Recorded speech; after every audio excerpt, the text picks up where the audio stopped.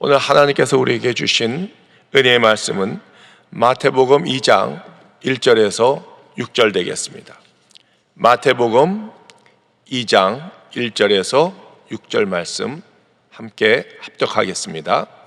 헤롯 왕 때에 예수께서 유대 베들레헴에서 나심에 동방으로부터 박사들이 예루살렘에 이르러 말하되 유대인의 왕으로 나신 이가 어디 계시냐? 우리가 동방에서 그의 별을 보고 그에게 경배하러 왔노라 하니 헤롯 왕과 온 예루살렘이 듣고 소동한지라.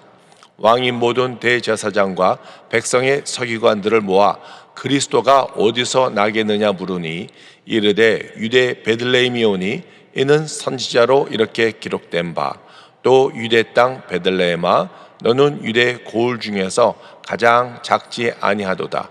내게서 한 다스리는 자가 나와서 내 백성 이스라엘의 목자가 되리라 하였음이니이다. 아멘.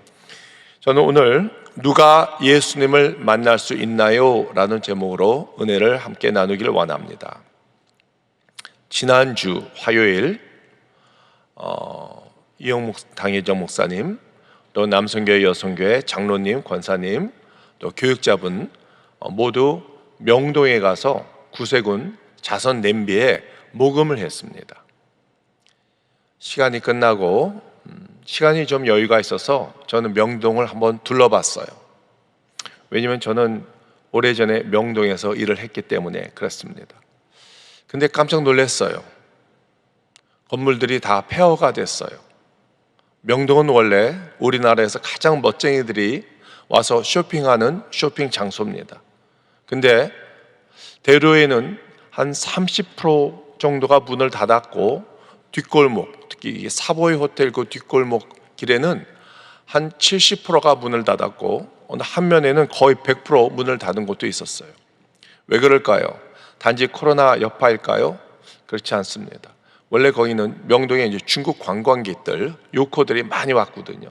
장사가 잘 되니까 간판도 중국어로, 그리고 손님만 맞는 것도 중국어로 하다 보니까 내국인들이 소외감을 느껴서 강남으로, 신촌으로, 홍대로, 또 가로수길로 많이들 나갔습니다. 근데 불매운동도 있었고 또 코로나 때문에 관광객들이 못 오기 때문에 완전히 폐허가 되었어요. 세상은 그런 거예요. 세상은 변합니다. 세상은 영원한 게 아니에요. 세상의 돈과 명예를 쫓아가면은 그 세상과 돈과 명은 계속 도망갈 것이고 결국 여러분을 배신할 것입니다. 그래서 세상의 눈에 보이는 것들은 다 가짜예요. 왜냐하면 영원하지 않기 때문에, 언젠가 다 사라지기 때문에. 진짜는 무엇입니까? 진짜는 눈에 보이지 않는 거예요. 그럼 눈에 보이지 않는 진짜는 무엇일까요?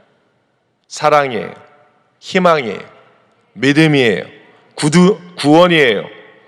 예수 그리스도인 것을 믿습니다. 히브리서 11장 1절을 우리가 읽겠습니다. 믿음은 바라는 것들의 실상이요 보이지 않는 것들의 증거니 그랬습니다. 믿음은 내가 원하는 것, 바라는 것, 호흡, 실상이고 보이지 않는 거의 증거라고 분명히 성경은 밝히고 있습니다. 우리가 죄로 말미암아 영의 눈이 닫혔어요. 그래서 볼 수 있는 게 육신의 눈으로만 볼 수 있는 거고 영의 눈이 닫혔기 때문에 볼 수가 없어요. 그래서 보지 못하는 신을, 보이는 신을 만들기 위해서 만든 게 우상이에요. 우상을 만들고 사람들이 절을 했어요. 그래서 이 세상이 완전히 타락했습니다. 그러나 하나님은 이 세상을 포기하지 아니하시고 사랑하사 독생자 예수 그리스도를 이 땅에 보내주셨습니다. 누구든지 예수 그리스도를 믿으면 구원을 얻게 될 것을 믿습니다. 우리가 죽고 나면 다 이제 하나님 앞에 심판을 받게 됩니다. 그때 천사장이 천국 문 앞을 지킬 거예요. 우리에게 문답을 할 것입니다. 어떤 문제를 던질 것인가? 너는 죄인이냐 의인이냐 물을 겁니다. 이때 우리가 대답을 잘해야 돼요. 글쎄요, 내가 죄를 많이 진 것 같기도 하고 또 아직 해결되지 않은 죄들이 있으니까 아직 죄인일 것 같은데요 하면 곧바로 지옥으로 떨어집니다. 그러니까 우리가 말을 잘해야 되고 명확하게 즉각적으로 대답할 수 있어야 돼요. 저는 의인입니다. 이게 정답이에요. 그러면은 또 물을 거예요. 침례 문답도 질문이 하나가 아니고 두 개, 세 개 되지 않습니까? 또 물을 거예요. 의인이라, 오케이. 근데 너를 보니까 아까 죄인 같은데, 죄 많이 진 것 같은데, 의인이 어떻게 되느냐? 왜 의인이냐? 의인이 된 증거를 내라 하면은 우리가 뭐라고 얘기하겠습니까? 글쎄요, 기억이 안 나니까 잠깐만요. 일기책을 뒤적뒤적거리면서 내가 작년에 뭐 했더라? 금년에 내가 선한 일을 뭐 했더라? 이렇게 찾으면 안 되는 거예요. 왜냐하면 천사장은 우리보다 기억력이 훨씬 더 좋아서 다 알고 있어요. 혹시 내가 선한 일도 하지 않았는데 이걸 좀 부풀리거나 잘못 얘기하면 낭패를 당하는 것입니다. 일기체를 안 갖고 와서 외워야겠다. 외워도요, 그 위대하신 하나님 앞에 우리가 쓰게 되면은 다 두려워서 다 까먹게 될 거예요. 다 잊게 될 거예요. 또 남이 답을 컨닝해서도 안 돼요. 큰일 나요. 그럼 우리는 어떻게 해야 될까요? 우리 마음에서 우러나오는 감격적인 고백이 있어야 돼요. 이제 저는 의인입니다. 원래 죄인이었습니다. 2000년 전에 예수님이 이 땅에 오셔서 우리를 위해서 십자가에서 피를 흘리시고 그 보혈이 우리 모든 죄를 사해 주셨습니다. 그러므로 이제부터 내가 예수님의 새 생명으로 살게 되었습니다. 이게 정답이에요. 띵동땡 하면서 천국 문이 열리게 될 것을 믿습니다. 오늘 본문 보면은 세 인물이 나옵니다. 헤롯 왕, 서기관, 그리고 동방 박사가 나오죠. 자, 이 모든 사람은 예수님을 만나기를 원했을 거예요. 겉으로는. 그렇지만 누가 예수님을 만났을까요? 오직 동방 박사만 만날 수가 있었습니다. 오늘 세 인물에 대해서 우리가 한번 연구해 보기를 원합니다. 첫 번째, 외우는 자예요. 외우는 자. 동방 박사들이 별을 관측하고 있었습니다. 근데 유난히 아주 크고 밝은 별이 보였습니다. 야, 저 별은 보통 별이 아니야. 저 별은 왕이 탄생했다는 신호를 알려주는 저 분명한 그 별일 거야.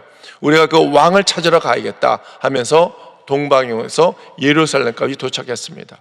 궁궐에 가서 우리가 그 유대 왕을 경배하러 왔습니다 했더니 예루살렘이 난리가 났어요. 큰 소동이 일어났어요. 왜냐하면 헤롯 왕은 진짜 왕이 아니에요. 가짜 왕이에요. 진짜 유대인이 아니에요. 가짜 유대인 에돔 사람이에요. 자기가 가짜라는 거 알아요. 이 로마 황제의 백을 갖고 왕이 됐어요. 가짜는 본인이 가짜라는 걸 너무나 잘 알기 때문에 난리가 난 거예요. 야, 정말 진짜가 나타났다고 해서 대제사장과 서기관들을 불렀어요. 성경에 뭐라고 써 있느냐? 진짜 왕이 어디서 태어났냐고 알아봐라 했더니 마태복음 2장 5절에서 6절 우리가 읽겠습니다. 이르되 유대 베들레헴 이오니 이는 선지자로 이렇게 기록된 바 또 유대 땅 베들레헴아 너는 유대 고을 중에서 가장 작지 아니하도다. 내게서 한 다스리는 자가 나와서 내 백성 이스라엘의 목자가 되리라 하였음이니라 그랬습니다. 자, 우리가 갖고 있는 성경책은 요즘 참 잘 나왔어요. 마태복음 2장 6절 보면 거의 각주가 있거든요. 각주를 보면은 미가서 5장 2절이라고 써 있는데 제가 새 번역 성경책으로 읽겠습니다. 그러나 너 베들레헴 에브라다야 너는 유다의 여러 족속 가운데서 작은 족속이지만 이스라엘을 다스릴 자가 네게서 네게로 나올 것이다. 그의 기원은 아득한 옛날 태초까지 거슬러 올라간다 그랬습니다. 그 기원, 오리진은 아득한 옛날 태초. 태초에 누가 계십니까? 사람이 없었어요. 오직 하나님밖에 없었어요. 하나님으로부터 내려온 자가 바로 예수 그리스도 메시아라는 것을 믿습니다. 자, 이 서기관들은 잘 외웠어요. 미가서, 구약의 미가서를 인용을 했어요. 그리고 이 해박한 지식도 있었습니다. 이 동방 박사가 와서 힌트도 주었습니다. 그런데 성경은 이 서기관들이 베들레헴에 갔다라고 기록되어 있지 않습니다. 왜 그랬을까요? 여러 가지 이유가 있었을 거예요. 아마 첫 번째는 희망을 포기했을지도 모릅니다. 정말 하나님이 살아계시면, 야훼 하나님이 이스라엘의 하나님이면 왜 아수르에게 멸망당해서 왜 우리가 이렇게 당했을까? 왜 우리가 바벨론에 포로로 잡혀가서 포로 생활을 그렇게 오래 했을까? 이제 좀 살만 났는데 왜 로마 제국이 나타나서 우리나라를 식민지를 삼았을까? 정말 하나님, 야훼 하나님은 살아 계신가? 지금도 살아 역사하신가? 아마 의문이 생겼을 거고 희망을 아마 포기했을 거예요. 메시아 탄생에 대해서는 머나먼 동화책 얘기같이 들렸을지도 모릅니다. 또 하나 이유는 아마 이랬을 거예요. 지금 살고 있는 삶 자체가 그다지 어렵지 않았을 거예요. 편안했을 거예요. 왜냐하면 이 헤롯 왕은 진짜 유대인이 아닌 거 다 알고 있어요. 근데 로마 제국 황제와 아주 끈끈한 관계가 잘 돼 있어요. 그래서 그 보호 아래 잘 살고 있어요. 그리고 본인들은 서기관이라는 타이틀을 쥐고 있기 때문에 그 종교 생활이 너무나 편안할지도 몰랐을 거예요. 사랑하는 성도 여러분, 우리는 지금 종교 생활을 하고 있습니까? 신앙 생활을 하고 있습니까? 종교 생활은 불신자들도 할 수 있어요. 불교 신자도 할 수 있어요. 이슬람 신자도 할 수 있어요. 신앙 생활은 오직 살아계신 하나님을 믿는 우리 예수 믿는 크리스천만이 할 수가 있는 거예요. 우리 신앙생활이 너무나 편안하면 안 되는 거예요. 우리가 은혜 받은 만큼 교회에 와서 헌신과 봉사를 하고 선교와 구제를 해야 될 것을 믿습니다. 두 번째는 척하는 자, 쇼하는 자예요. 헤롯은 자기가 유대인 척했어요. 유대인이 아니에요. 에돔 사람이에요. 근데 유대 왕이 되기 위해서 유대인 척했어요. 두 번째는 왕인 척했어요. 왕인 왕이지만 가짜 왕이에요. 로마의 꼭두가시예요. 아무런 실권이 없었어요. 군사권, 통치권 아무것도 없었어요. 그래서 왕인 척했어요. 세 번째는 신앙인 척했어요. 신앙이 원래 없었어요. 종교심도 없었어요. 그런데 헤롯 성전을 세웠어요. 그것은 자기가 종교심이 있는 것보다도 민심을 얻기 위해서 아주 아름다운 헤롯 성전을 세웠는데 하나님에 대한 경외는 손끝만치도 없었습니다. 또 예수님 메시아를 만나고 싶은 척했어요. 그래서 이 동방 박사들에게 너희가 베들레헴에 가서 그 유대 왕을 만나게 되면 나한테 곧바로 알리라. 나도 가서 경배하리라. 완전히 거짓말이에요. 완전히 속임수예요. 나중에 어떻게 됐습니까? 나중에 그것을 깨닫고 나서 그 베들레헴과 그 지경에 있는 모든 아들 2살에서 2살 미만인 모든 남자아이들 다 죽였어요. 피바다가 된 거예요. 사랑하는 성도 여러분, 우리도 신앙인 척 할 수 있습니다. 우리도 굿 크리스천인 척 할 수 있습니다. 교회에 와서 좋은 목사인 척, 좋은 장로인 척, 좋은 권사인 척, 좋은 직분자인 척 할 수 있습니다. 그러나 하나님께서는 외모를 보지 않고 마음의 중심을 보십니다. 우리는 진정한 신앙인이 되어야 될 것을 믿습니다. 세 번째는 고백하는 자예요. 동방 박사는 이렇게 고백했습니다. 마태복음 2장 2절을 읽겠습니다. 유대인의 왕으로 나신 이가 어디 계시냐? 우리가 동방에서 그의 별을 보고 그에게 경배하러 왔노라 하니 그랬습니다. 자, 이 동방 박사들은 누굴까요? 학자들에 의하면 동방 박사들은 아주 오래전에 바벨론에 포로로 끌려간 유대인 후손이라고 얘기를 합니다.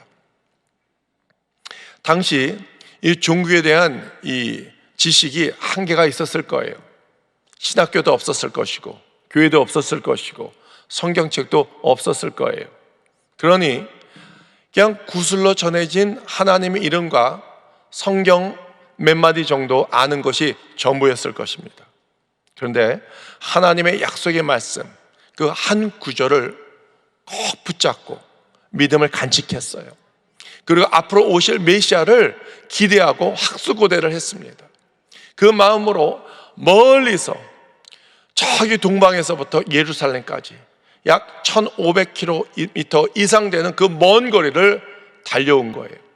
산을 넘고 강을 넘고 내비게이션도 없었어요. 고속도로도 없었어요. 단지 내비게이션은 별 하나예요. 별이 움직이면은 움직이고 멈추면 거기서 멈춰야 했었어요. 한 달, 두 달, 아니 1년 이상 걸릴 수도 있었을 거예요. 왜냐하면 헤롯 왕이 아이들을 죽일 때 2살과 2살 미만 아이를 죽였으니까 1년 이상 걸렸을지도 몰라요. 그 먼 거리를 마다하지 않고 와서 예수님을 찾은 거예요. 메시아를 찾은 거예요. 유대 왕을 찾은 거예요. 갔더니 예루살렘 궁궐도 아니고 베들레헴 아주 허름한 집이었습니다. 그리고 아버지는 목수 요셉이었어요. 그 모습을 본 유대 동방 박사들이 경배하고 싶은 마음이 생겼을까요? 성경은 뭐라고 기록하고 있습니까? 마태복음 2장 11절을 읽겠습니다. 집에 들어가 아기와 그의 어머니 마리아가 함께 있는 것을 보고 엎드려 아기께 경배하고 보배함을 열어 황금과 유황과 몰약을 예물로 드리리라 그랬습니다. 황금과 유황과 몰약은 왕께만 드리는 선물이에요. 보니 초라하지만 그래도 믿음을 가지고 약속의 말씀을 갖고 그 앞에 무릎 꿇고 경배를 했습니다. 할렐루야. 누가 예수님을 만날 수 있습니까? 믿음을 간직한 자, 끝까지 겸손하자만 예수님을 만나게 될 것을 믿습니다. 예수님의 또 하나의 이름은 무엇입니까? 임마누엘이에요. 임마누엘 하나님, 우리와 함께 하신 하나님. 그럼 정말 우리가 기뻐해야 돼요. 변화되어야 돼요.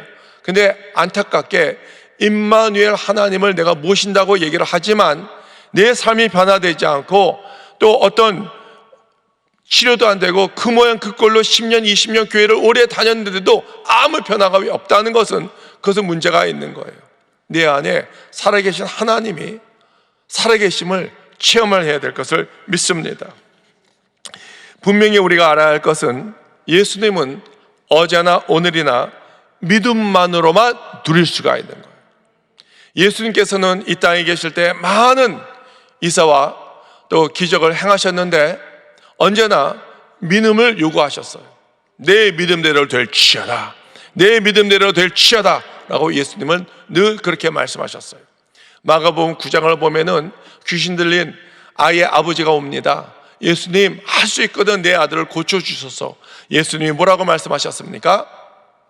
할 수 있거든이 무슨 말이냐, 믿는 자에게 능치 못할 것이 없느니라 라고 예수님께서 늘 믿음을 강조하셨습니다.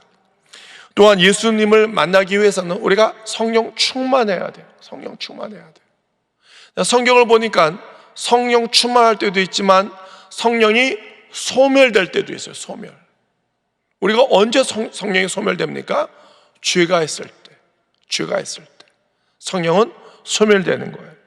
그래서 항상 우리는 성령의 능력으로 이 죄를, 내 안에 있는 죄를 죽이는 훈련을 해야 되는 것입니다.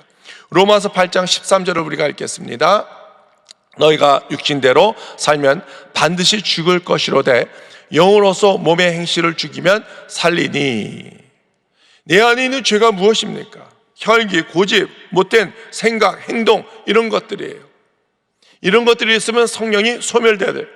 그러나 이런 것들을 성령의 능력으로 죄를 없애고 예수의 보혈로 덮으면 성령이 다시 불길까지 일어나게 될 것을 믿습니다. 성령 받는 방법은 딱 하나입니다. 회개입니다. 회개. 사도행전 2장 38절에서 39절을 우리가 읽겠습니다. 베드로가 이르되 너희가 회개하여 각각 예수 그리스도의 이름으로 침례를 받고 죄사함을 받으라. 그리하면 성령의 선물을 받으리니. 할렐루야. 우리는 하나님께 기도해야 돼요. 하나님 도와주세요. 내 믿음 없는 것을 도와주세요. 그리고 내 안에 있는 죄성을 다 없애 주시옵소서. 성령여 오시옵소서, 도와주시옵소서. 우리 늘 그렇게 기도해야 될 것을 믿습니다. 미국에서 일어났던 일입니다.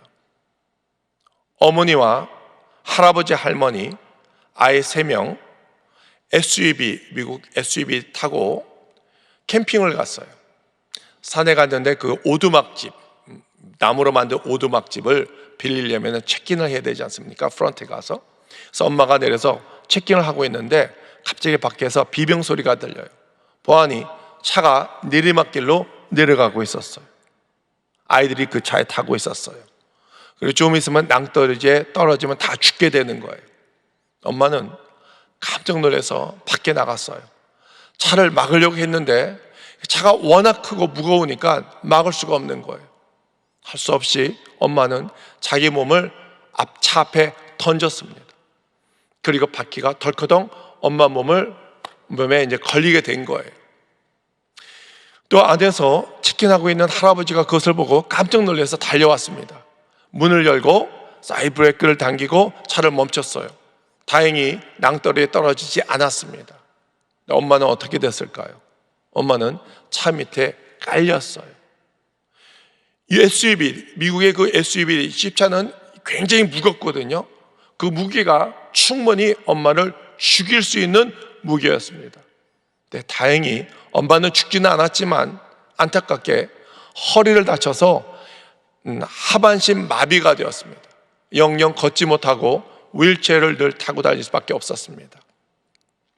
그렇지만 이 어머니는 아이들을 위해서 정말 헌신했습니다. 잘 키웠습니다.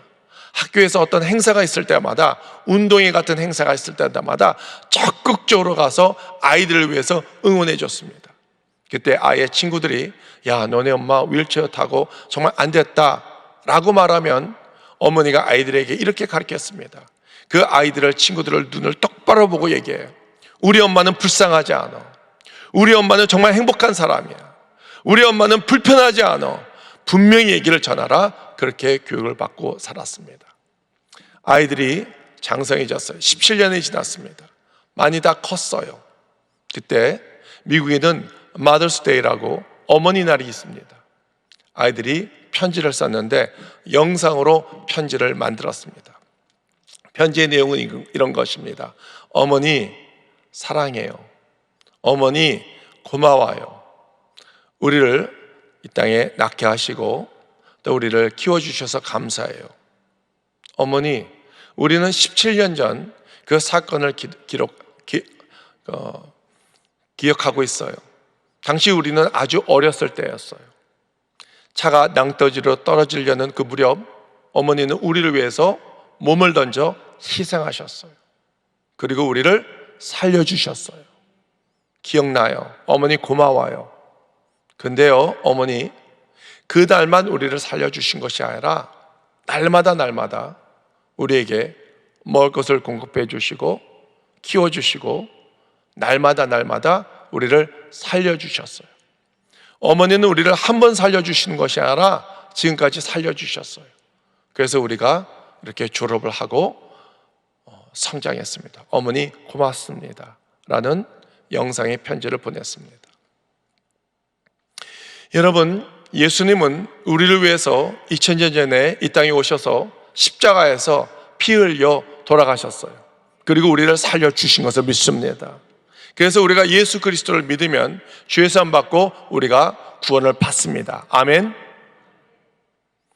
그런데 예수님께서는 한 번만 살려주신 것이 아니에요.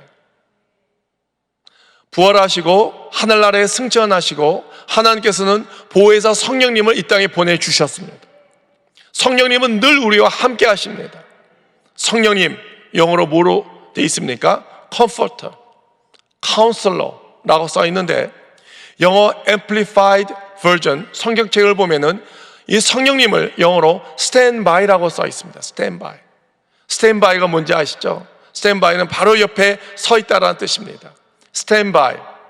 노래도 있고 영화도 있습니다. 저는 이 표현이 너무나 마음에 들어요. 성령님은요, 우리의 컴포터, 카운슬러도 되지만 바로 스탠바이, 바로 우리 옆에서 힘들고 어려울 때마다 나타나셔서 우리를 구해주세요. 건져주세요. 성령님은 예수님을 한 번 살려주신 것이 아니라 지금도 성령의 모습으로 이 땅에 오셔서 우리를 날마다 살려주시고 있음을 우리가 믿습니다. 그래서 우리가 성령님을 늘 의지해야 되는 거예요.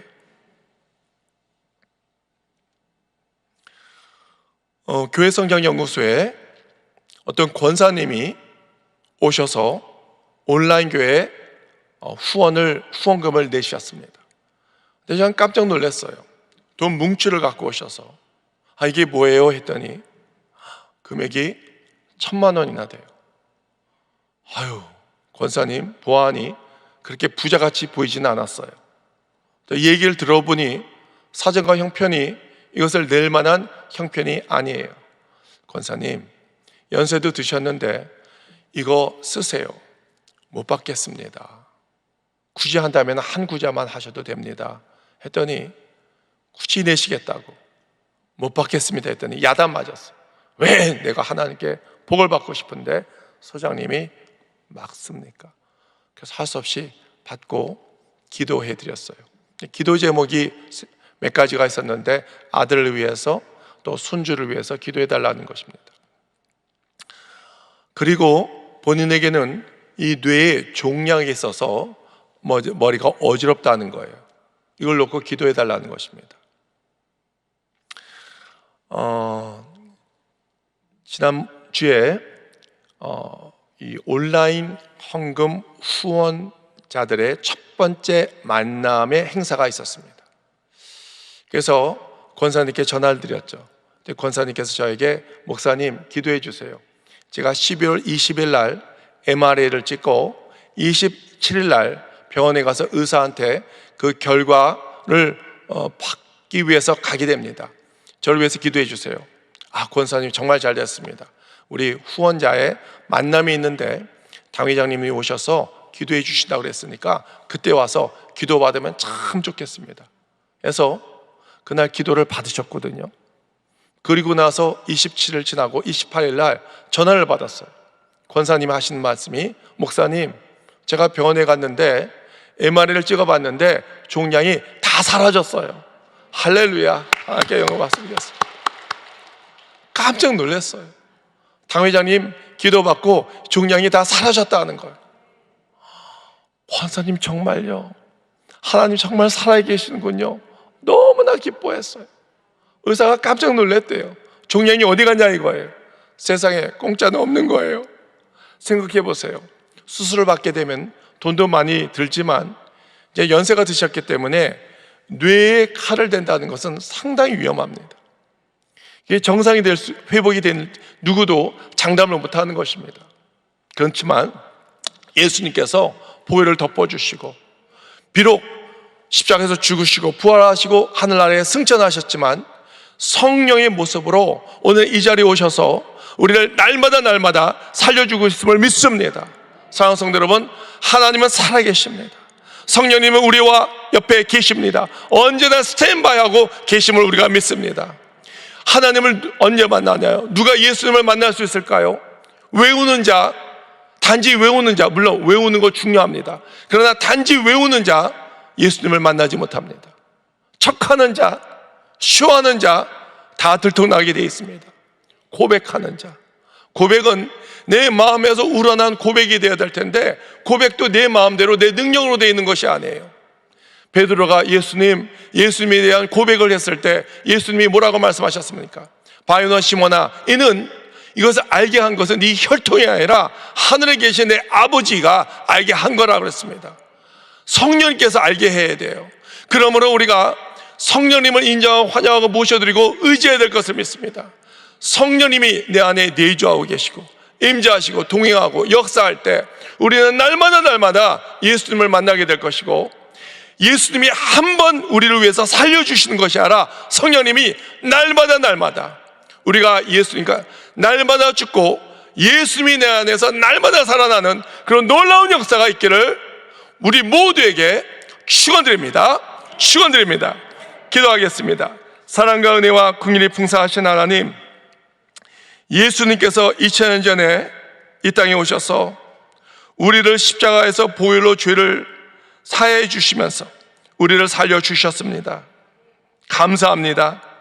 그러나 단 한 번 살려주시는 것이 아니라 매일매일 살려주시기 위해서 성령님을 이 땅에 보내주시고 그 성령님은 스탠바이, 바로 우리 옆에서 기다리고 계십니다. 언제든지 우리가 위기에 처했을 때, 우리가 주님의 이름을 부를 때 주님께서 우리와 함께 하십니다. 이 사실을 단지 외우지 말고 척하지 말고 쇼하지 말고 예수님이 나의 구주라는 것을 마음에서 우러나와 고백하여 주시옵소서. 성령 충만케 하여 주시옵소서. 당회장 목사님에게 스탠바이 하신 성령님 늘 동행하여 주시고 힘을 주시고 기름 부어 주시고 기도할 때마다 응답해 주시고 비전을 주시고 인도하여 주시옵소서.